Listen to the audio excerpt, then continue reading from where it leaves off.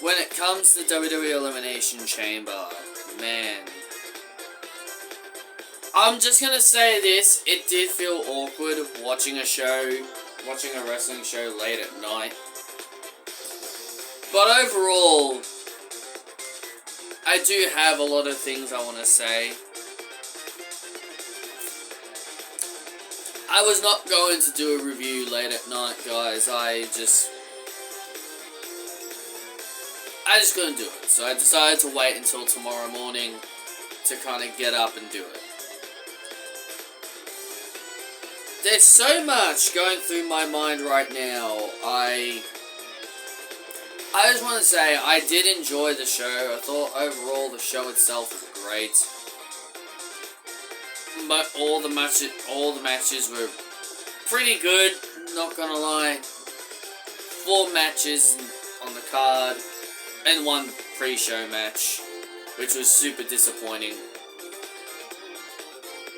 Like, they literally had 4 matches. They could have easily fit that match they put on the pre-show on the actual main card itself. The pre-show match was Indy Hartwell and Candice versus the Kabuki Warriors for the tag team titles. And now look, I never once believed that Indy and Candice had a chance to win. And that's kind of the biggest problem with this show, is that this show was arguably the most predictable. When it comes to, I said this to my family, I was like, it's crazy how when they go to another state, like they do a SmackDown in London before the pay-per-view, they did a SmackDown in Puerto Rico before Backlash, they did a SmackDown in Canada before they went to Canada. Like, the fact that they didn't do the same in Australia, where they easily could have had a SmackDown in Perth, but they just didn't do it. But overall, it was like arguably the most predictable show. It was just so gosh darn predictable. Like, every single match, like, we knew the outcomes of all these matches coming into the event. And that's the sad thing. Triple H didn't even try to make this show feel completely unpredictable and could have pulled out surprises. But no, he didn't. He knew it was predictable. We all knew it was predictable. And when I see people complaining about this show, or just seeing people getting mad in general, I'm just like, what did you guys expect? Like, it was so gosh darn predictable from the very beginning. The Kabuki Warriors did defeat Indy and Candice, which again, very predictable. They were not going to have the Kabuki Warriors lose the titles. It would have hurt the Damage Control story. So the first match on the main card was the Women's Elimination Chamber.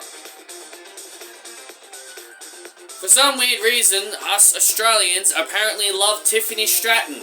I'm just gonna say that right now. Apparently the Australians love Tiffany Stratton because every time she was touched by any wrestler, they would immediately get booed.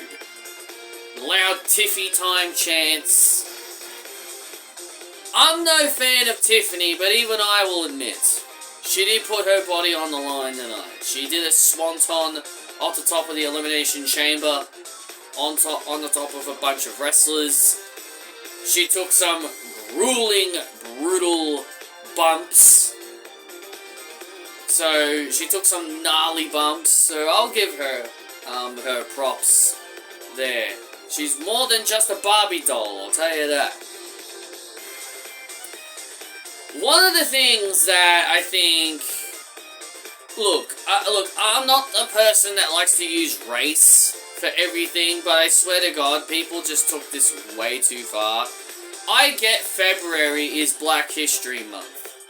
So a lot of people were upset over the fact that Naomi was the first person eliminated. And don't get me wrong, it was surprising too. I was surprised by it. I think a lot of us were surprised by it. She was eliminated by Tiffany Stratton, and that shouldn't be a surprise. Of course, they're gonna make Tiffany Stratton look good, not only with her performance, but also the fact they give her an elimination. Like Naomi was eliminated before everybody else was able to make it into the ring. I think at least before Bianca made it in. So she was eliminated before the whole field was in the ring. And I will admit that was pretty stupid. And this is the thing a lot of people were excited to see Naomi come back, and the fact that they are still booking her the exact same way from how she left, I'm just like, what did you guys expect? Like everyone was like, oh, Triple H is gonna treat Trinity better. They're gonna make Naomi a star. Like they saw what she was capable of in TNA, and now they're gonna make her a star.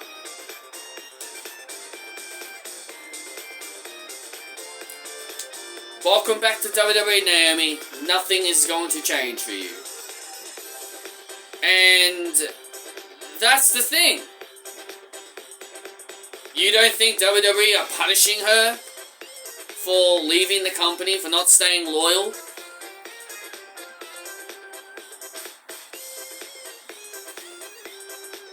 But all I'm saying is that when I saw people really upset over this, I was like, what did you guys expect? It's WWE. Like, do you think they'd make her a star?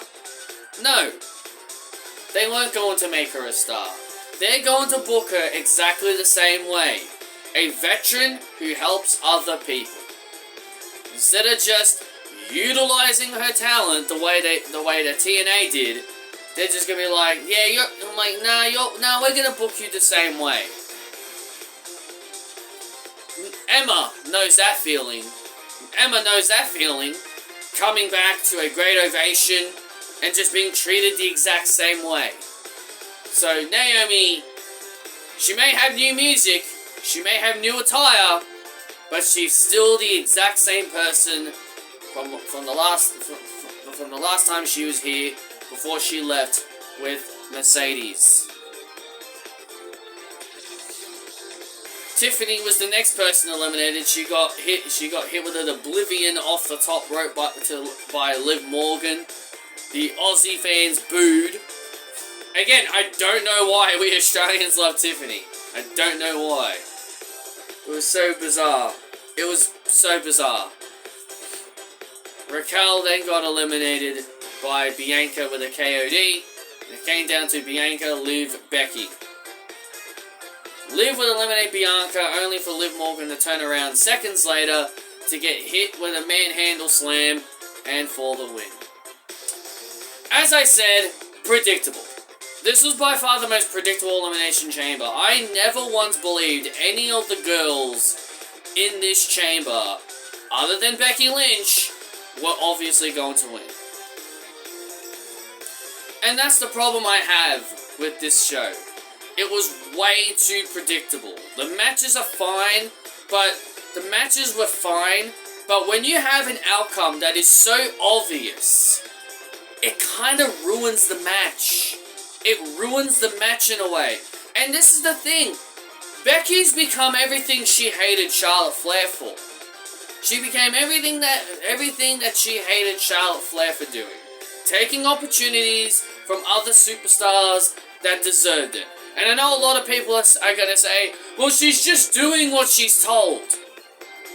She's just doing what the company tells her. Yeah, so was Charlotte. She was doing what the company told her. But every time Charlotte does something, she gets ridiculed for it. And this is kind of why I defend Charlotte when it comes to her being pushed. Because I'm like, what the hell do you guys expect? Like, do you guys expect her to take a break out of the title picture? Maybe she wants to give back? Like, do you not think that maybe backstage, maybe she wants to work with some of the younger talent, but the WWE, but the company themselves say, no, you can't, you're one of our biggest stars? But what if Becky Lynch wanted to work with some of the younger stars? But again, everyone said Becky was in her selfless year. Apparently, a selfless year is constantly winning matches and becoming NXT Women's Champion for no apparent reason, other than just to pop a few ratings for NXT. But all I'm saying is, you can't say someone is in their selfless era. If Becky's in her selfless era, maybe she should be giving back to her division. She did give back to her division. No, she didn't.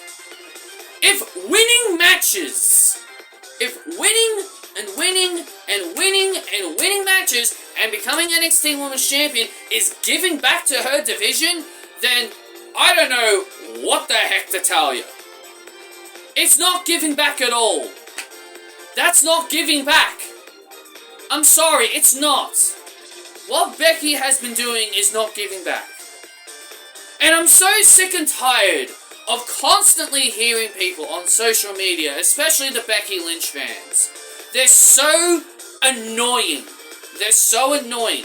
When you are a fan of a wrestler, you obviously follow people. You obviously follow people on social media who you're a fan of a certain wrestler, of that certain person, right?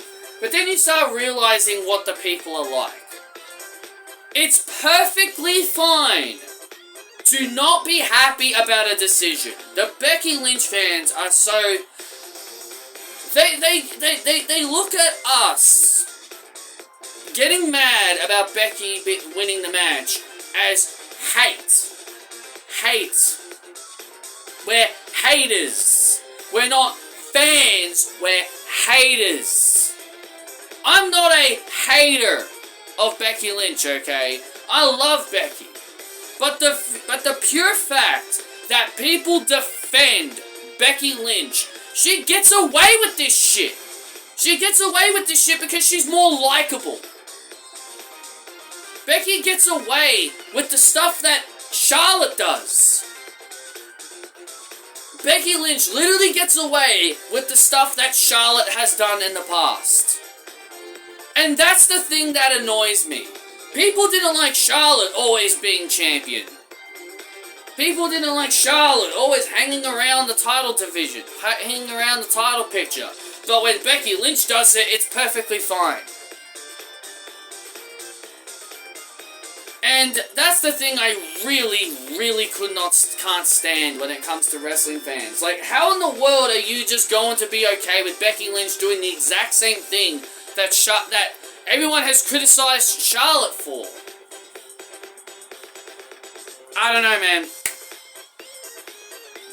But apparently, we're haters of Becky Lynch. The people that are not happy that she won are just haters. They're just haters of Becky Lynch, and they're just Liv Morgan fans crying. No, I'm neither. Well, I am a Liv fan, but I'm not a hater. I am a Liv fan, but I'm not a hater of Becky Lynch. I am just tired of Becky Lynch always being in the title scene. She hasn't won the major title that Rhea Ripley has for 2 years. The last time she had it was at WrestleMania 2 years ago, man. She lost it to Bianca. It's been 2 years. It's time for the man. No, it's not time for the man. Alexa Bliss hasn't been a champion since 2018. Got nothing to say about Alexa?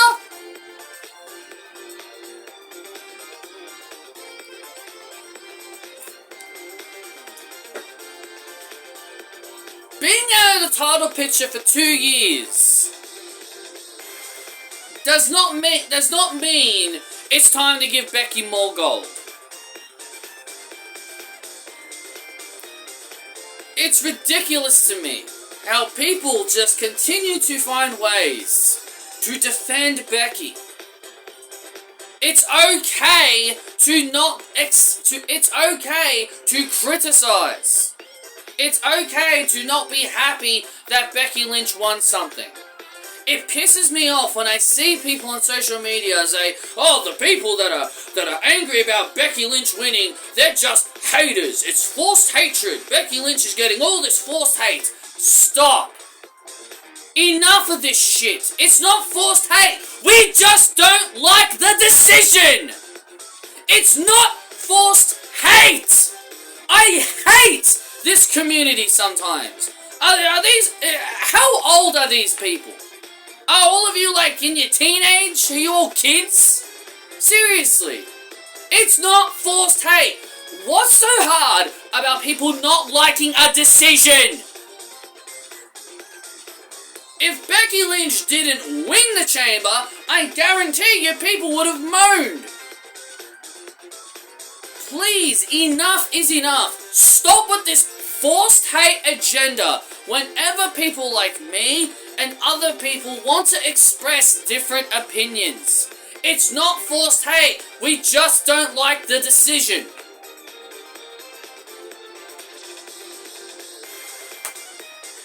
But whatever. This community are a bunch of children.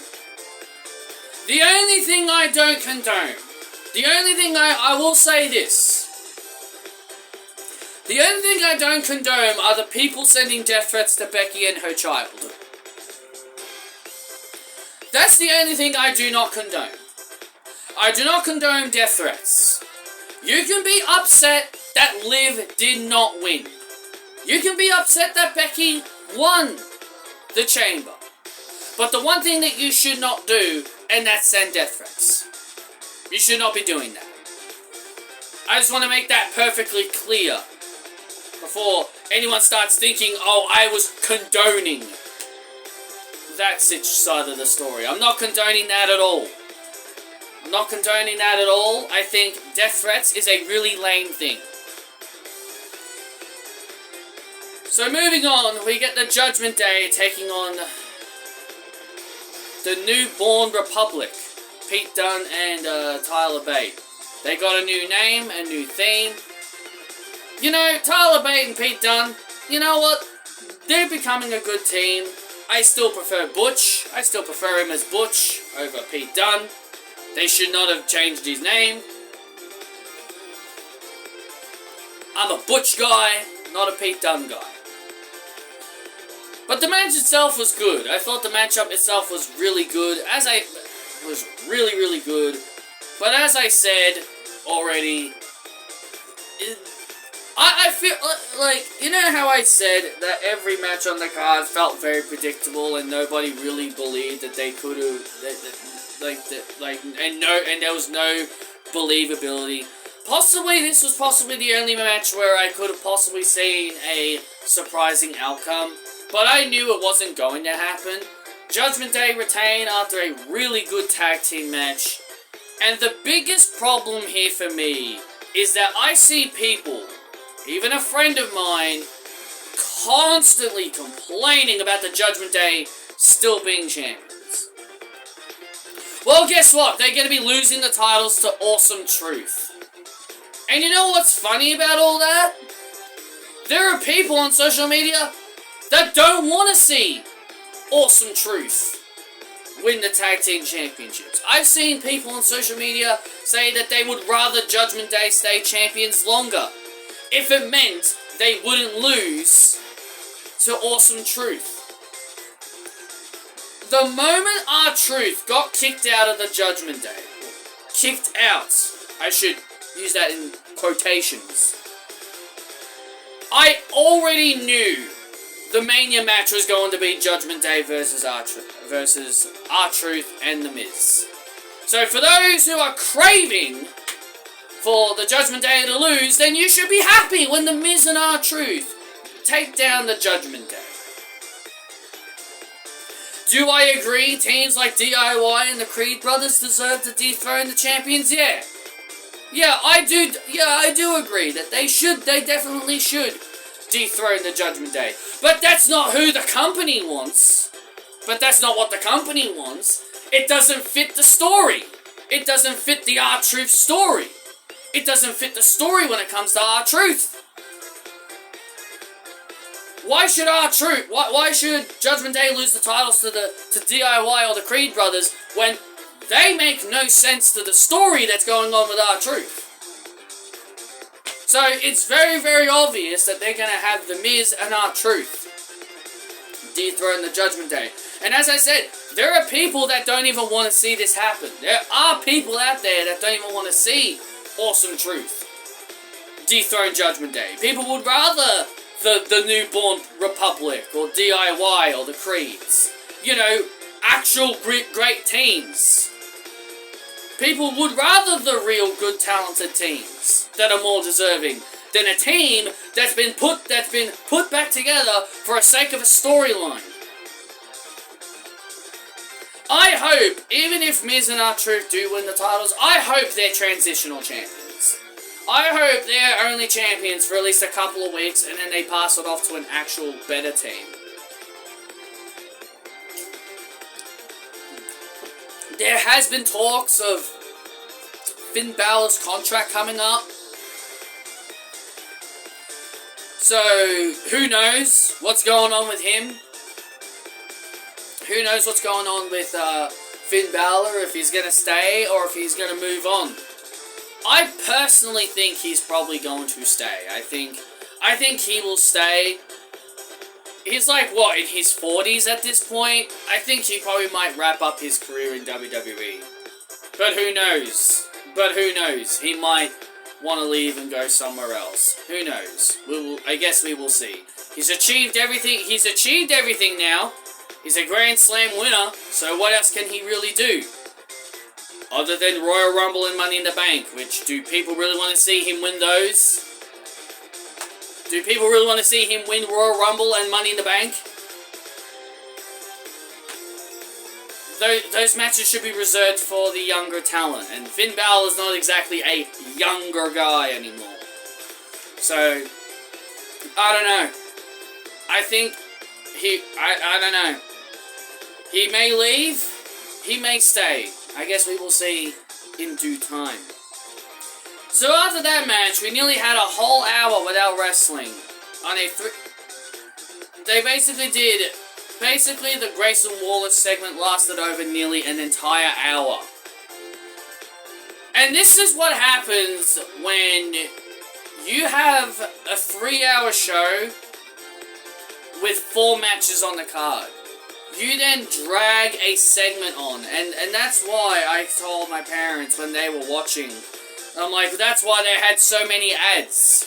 Like, they were using the ads to draw out time. Austin Theory was being disrespectful to the Australian fans and to Grayson Waller by snatching the microphone away from him. Cody and Seth teased teaming up to take on Roman Reigns and The Rock at WrestleMania. You know, I don't like this at all. Like, why? Like, why does Roman need to main event 2 consecutive WrestleManias? Like, well, not just that he's main eventing 2 nights of WrestleMania. Do we really need to see Roman Reigns in the main event of not just night 1, but night 2 of WrestleMania? Do we really need to see this? Give the main event to somebody else! Seriously, this is the shit that I hate about the Bloodline story. These bloody Samoans, man, they always get everything. They always get everything. Screw Bayley winning the Royal Rumble match. Dwayne needs to main event WrestleMania. We need to somehow get Dwayne involved at WrestleMania. Just make him the goddamn referee of the main event. You want him involved at WrestleMania? Just have him as the ref. Make him the special guest referee or something. Special enforcer. We don't need to be seeing Dwayne wrestle. It's ridiculous. It's ridiculous the fact that we could be seeing Roman Reigns and The Rock take away the main event spot from Bayley. Not only just from Bayley and Io, but they could have also taken it away from Rhea Ripley and Becky Lynch. Two matches that I feel actually deserve to main event WrestleMania. But no. That's not the case at all. It's going to be all about the Anawais. It's going to be all about them. It's going to be all about the Anawais. They have to main event everything these days. I don't know why I keep hearing this on social media. All I keep seeing when it comes to Waller and Theory, everyone's all like, oh, Austin Theory's going to turn babyface. I'm going to tell you this right now. Austin Theory is the most unlikable guy you would ever want to be around. He's not a likable guy. He's not going to get cheered. Fans do not care about this goon. Fans don't care about this guy. Why should we, the audience, cheer Austin Theory? So, him being disrespectful to Grayson's country and being disrespectful to Grayson himself by snatching the microphone away from him all of a sudden means he's gonna go babyface? How does that make any sense? How does that make any sense?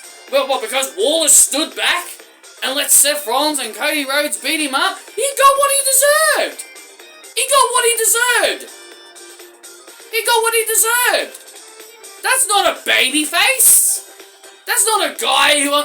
Like, is that a guy I'm supposed to cheer for? No.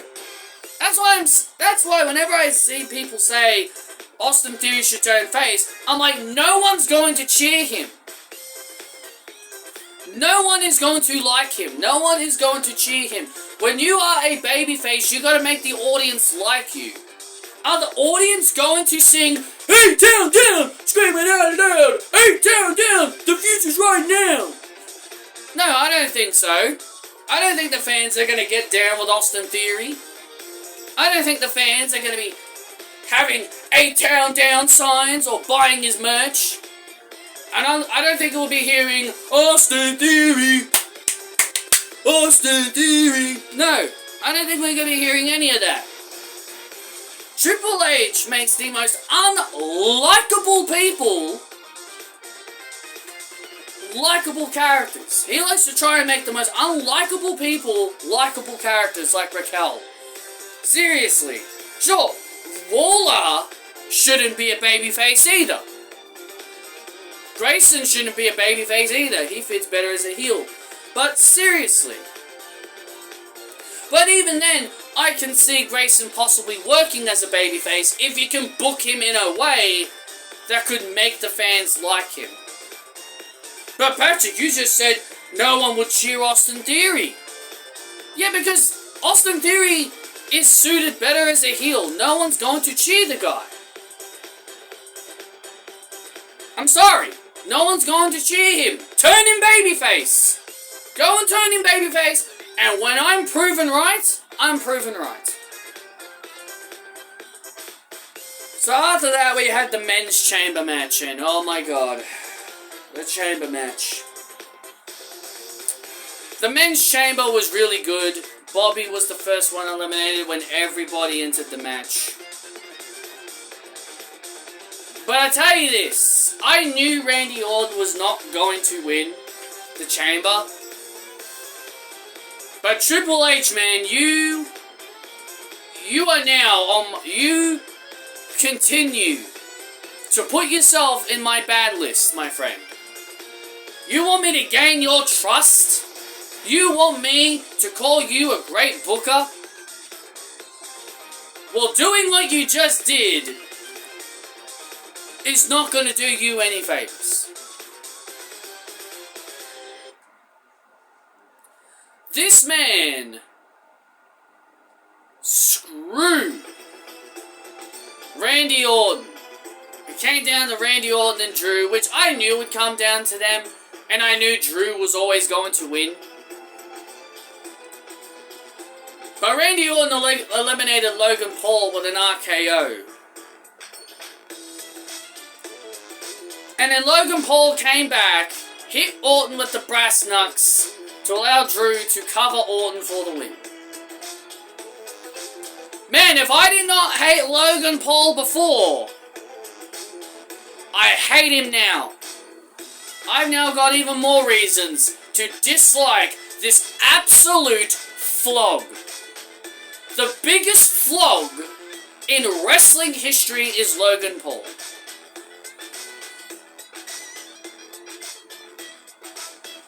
I hope, if this is leading to Randy Orton versus Logan Paul for the United States title, I really hope they have Randy Orton take the United States Championship from him, because I'm going to be furious if Triple H uses Randy Orton to elevate Logan Paul even further. Well, I guess that rules out LA Knight getting a United States title opportunity, because all I kept hearing from certain people that they said, oh, LA Knight, Logan Paul at WrestleMania, United States title. Well, now we got AJ Styles. AJ Styles flew 30 hours across the world just to make a brief appearance to cost LA Knight the match. So it sounds like they're going to be doing AJ Styles versus LA Knight at WrestleMania. Randy Orton, Logan Paul for the United States title at WrestleMania. Count your days, Logan. Count your days. You just pissed off a snake, my friend. You just pissed off a snake, and you're gonna get hit with the 3 most destructive letters in sports entertainment, Logan Paul. Main event was Rhea Ripley and Nia Jax, 2 Australian citizens, technically. You know, it's funny. It's funny that the company never acknowledged Nia as an Australian citizen. The company never said, oh, she was born here. But they make Nia like, oh, she has no history with this country at all. When she's technically born here. When she's technically born here in Australia. The match itself was, it was a typical Nia match. I'm just going to say it right now. It was a typical Nia Jax match. Her dominating and all that. Rhea Ripley's family was there. Rhea got a great ovation. Now, if anyone is deserving of a face turn, it's Rhea Ripley. She's likable. She's a likable character. I reckon when this Judgment Day stuff comes to an end, Rhea Ripley is definitely going to be transitioning over into a babyface at some point. Because I tell you, the fans really love Rhea. Now, if Austin Theory was being booked if Austin Theory was getting cheers, something like what Rhea Ripley gets, then maybe I'd see why people would want Theory turning face. But fans wanting Theory to turn face when there's been no real reason to really have the fans like him? I don't know, man. I don't know. It just doesn't make any sense to me. But anyway, Rhea Ripley won, gave Nia a massive riptide to retain the Women's World Championship. 42 days, Rhea Ripley has left as the Women's Champion before I am ultimately even going to be even more furious when Becky Lynch squashes all the momentum that Rhea Ripley had built up for herself for the last year and a half by defeating Charlotte Flair at WrestleMania. So I'm ultimately getting ready for Rhea Ripley to lose pretty much possibly most of her momentum when Becky Lynch is once again back on top. Because Becky Lynch can't stay out of the title picture, and she just can't live without a championship around her waist. Sorry for this really long review, guys, but hey, I just needed to get a lot off my chest. So, as I said, the show was great, but as I said before, the matches were very predictable, and no one really believed, and there was really nothing to really get excited about, really, because the shows were so predictable. All the matches were very, very predictable, and Triple H didn't even really try to make things a bit more unpredictable, but whatever. Thank you all for watching this review, guys. Hit that thumbs up, give me your thoughts down below, and I'll see you all on the other side.